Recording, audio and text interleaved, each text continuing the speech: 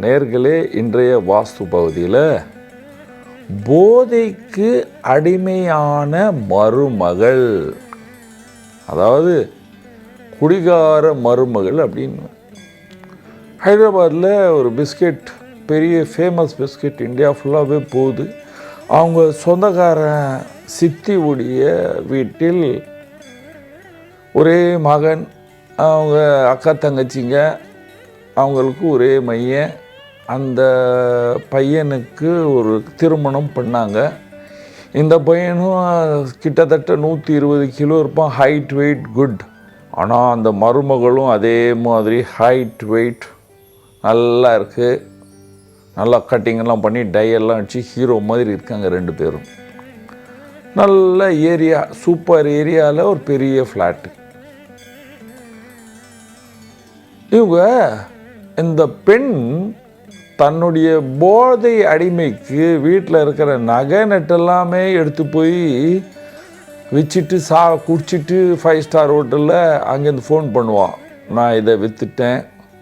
அதுக்கு ஒரு ஆளை இட்டுன்னு போயிடுவாங்க அந்த அம்மா. இந்த அம்மா ஓவர்லோட் ஆனால் அவங்கள தூக்கிட்டு வர்றதுக்கு காரில் போட்டுட்டு. இப்போ பிரமாதமாக இருக்காங்க. 1.5 வருஷம் ஆயிடுச்சு நான் பார்த்துட்டு.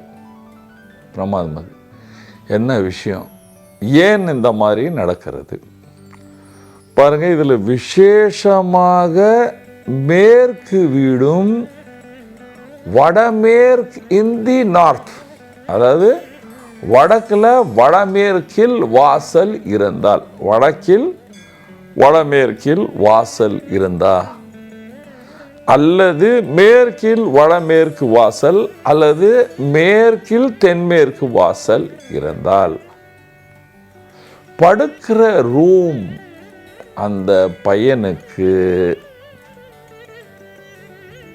வடமேற்கில் இருந்தால், வடக்கு ஓரமாக இருந்தால், அந்த ரூமின் வாசல் தென்கிழக்கில்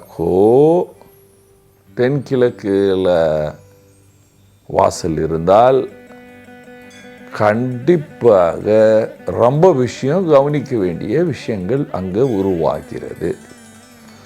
ஃபஸ்ட்டு பாருங்க, வடமேற்கு என்று சொல்லும் பொழுது அது வடக்கில் இருந்தால் சந்திரன். சந்திரன் என்று சொல்லும் பொழுது மனக்காரகன். சந்திரன் என்று சொல்லும் பொழுது மனக்காரகன். ஒரு மனிதனின் மனம் கெட்டு போனால் அவன் செய்கிற செயல்கள் அவனுக்கே புரியாது. இதே மேற்கில் வடமேற்காக இருந்தால், அந்த இடத்தில் சந்திரன் சனியுடன் சேர்க்கை நடக்கிறது. இதுக்கு பேர் விஷயோகம். இதுக்கு பேர் விஷயோகம். இந்த விஷயோகம் இருந்தால், இப்போ இருக்கிற பசங்களுக்கு இதெல்லாம் புரியாது, அவங்க ஏதோ ஒரு வாஸ்து சொல்லுவாங்க. இருந்தால் அந்த வீட்டில் மனநோய்கள் இருக்கும், திருமணம் ஆகாது. திருமணம் ஆகிவிட்டால் அந்த இடத்தில் மன பிரச்சனைகள் இருந்து கொண்டே இருக்கும். நாங்கள் தான் முதலாளி என்று நினைத்து கொண்டே இருப்பார்கள். நாங்கள் என்ன செஞ்சாலும் அதை நீங்கள் கேட்கக்கூடாது என்று சொல்வார்கள். என்ன செய்யலாம் பாருங்க. இன்னொன்று கவனிக்க வேண்டிய விஷயம், இந்த மாதிரி இருந்து அந்த வீட்டில் கிழக்கு மத்திய பகுதியில் அல்லது வடகிழக்கில் சமையல் இருந்தால், கிழக்கு மத்திய பகுதியில் அல்லது வடகிழக்கில் சமையல் இருந்தால் மருமகள் வாழாது. மருமகள் வாழாது, ஓடிடும். குடிகாரனாக இருக்கும், மனநோய் இருக்கும், ஏதாவது ஒரு பிரச்சனை இருக்கும், வாழாது. என்ன செய்யலாம் பாருங்க. ஃபஸ்ட்டு முடிஞ்ச அளவுக்கு உங்களுக்கு வடக்கில் வீடு இருந்தால் வடமேற்கில் வாசல் இருக்கக்கூடாது. வடமேற்கில் வாசல் இருக்கக்கூடாது. மேற்கில் வடமேற்கிலும் வாசல் இருக்கக்கூடாது. ரெண்டாவது, அவங்க படுக்கிற திசையில் ரொம்ப கவனிக்கணும். அவங்க கட்டில் வடமேற்கு கார்னரில் இருக்கக்கூடாது. வடமேற்கு கார்னரில் இருக்கக்கூடாது. வடமேற்கு கார்னரில் இருந்தால் அவர்கள் இந்த 120 கிலோலேருந்து 180 கிலோ வரைக்கும் போயிடுவாங்க. 10 மணி 12 மணிக்கு ஏந்திருக்கிறது, நைட் ஓவராக குடிக்கிறது எல்லாமே ஆரம்பிச்சிடும். அதனால் அந்த கட்டில் அப்படியே தெற்கு பக்கம் இட்டுன்னு வந்துடணும். தெற்கில் தலையும் வடக்கில் கால் இருக்கிற மாதிரி அதை அமைக்க வேண்டும்.